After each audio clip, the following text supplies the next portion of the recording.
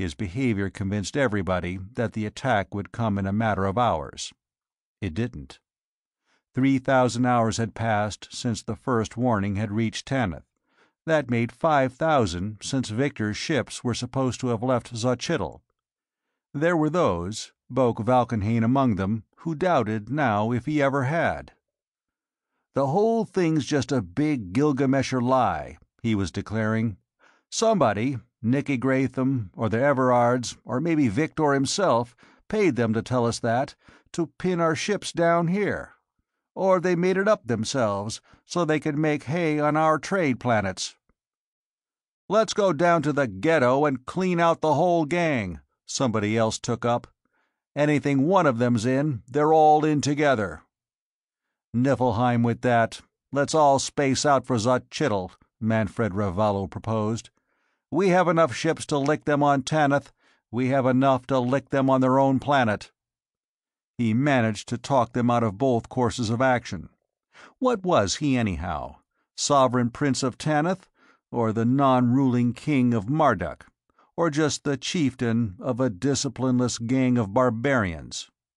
One of the Independents spaced out in disgust.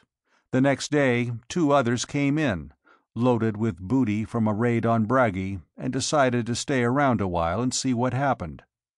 And 4 days after that, a 500-foot hyperspace yacht bearing the daggers and chevrons of Biglersport came in.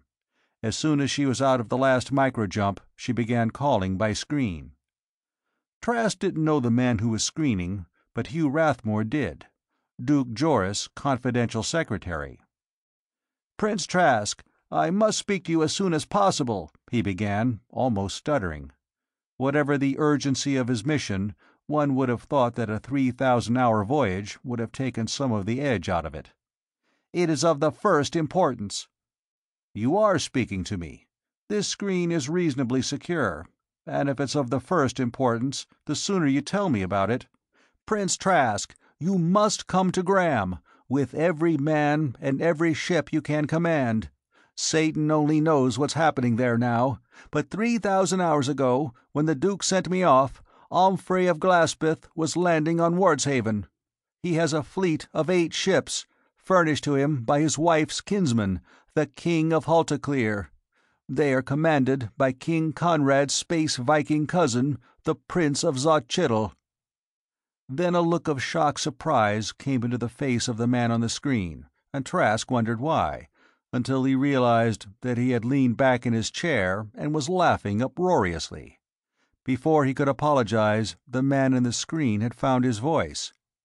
"I know, Prince Trask, you have no reason to think kindly of King Angus, the former King Angus, or maybe even the late King Angus, I suppose he is now, but a murderer like Omfrey of Glaspeth." It took a little time to explain to the confidential secretary of the Duke of Biglersport the humor of the situation. There were others at Rivington to whom it was not immediately evident. The professional space Vikings, men like Valkenhayn and Ravallo and Alvin Carford, were disgusted. Here they'd been sitting, on combat alert, all these months, and if they'd only known, they could have gone to Xochitl and looted it clean long ago. The Graham party were outraged. Angus of Wardshaven had been bad enough, with the hereditary taint of the mad Baron of Blackcliff, and Queen Evita and her rapacious family, but even he was preferable to a murderous villain. Some even called him a fiend in human shape, like Omfrey of Glaspeth. Both parties, of course, were positive as to where their prince's duty lay. The former insisted that everything on Tanith that could be put into hyperspace should be dispatched at once to Xochitl, to haul back from it everything except a few absolutely immovable natural features of the planet. The latter clamored, just as loudly and passionately, that everybody on Tanith who could pull a trigger should be embarked at once on a crusade for the deliverance of Graham. "You don't want to do either, do you?" Harkonnen asked him, when they were alone after the second day of acrimony. "Niflheim, no. This crowd that wants an attack on Xochitl, you know what would happen if we did that." Harkonnen was silent, waiting for him to continue. "Inside a year, 4 or 5 of these small planet-holders, like Gratham and the Everards, would combine against us and make a slag pile out of Tanith." Harkonnen nodded agreement. "Since we warned him the first time, Victor's kept his ships away from our planets.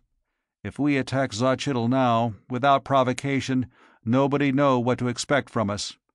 People like Nicky Gratham, and Tobin of Nergal, and the Everards of Hoth get nervous around unpredictable dangers, and when they get nervous, they get trigger-happy." He puffed slowly on his pipe, and then said, "Then you'll be going back to Graham." "That doesn't follow. Just because Valkenhayn and Ravallo and that crowd are wrong doesn't make Valkyrie and Rathmore and Fail right. You heard what I was telling those very people at Carvel House the day I met you. And you've seen what's been happening on Graham since we came out here. Otto, the Sword Worlds are finished.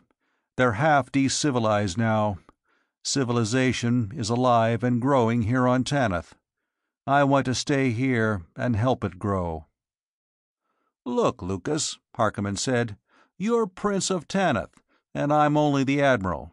But I'm telling you, you'll have to do something, or this whole setup of yours will fall apart.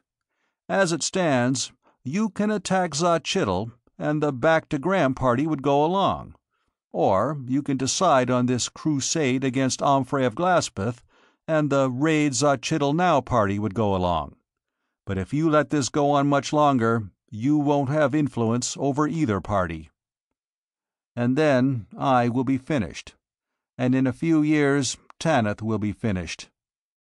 He rose and paced across the room and back. "Well, I won't raid Zachitl. I told you why, and you agreed. And I won't spend the men and ships and wealth of Tanith in any Sword World dynastic squabble. Great Satan, Otto, you were in the Durendal War. This is the same thing, and it'll go on for another half a century." "Then what will you do?" "I came out here after Andre Dunnan, didn't I?" he asked.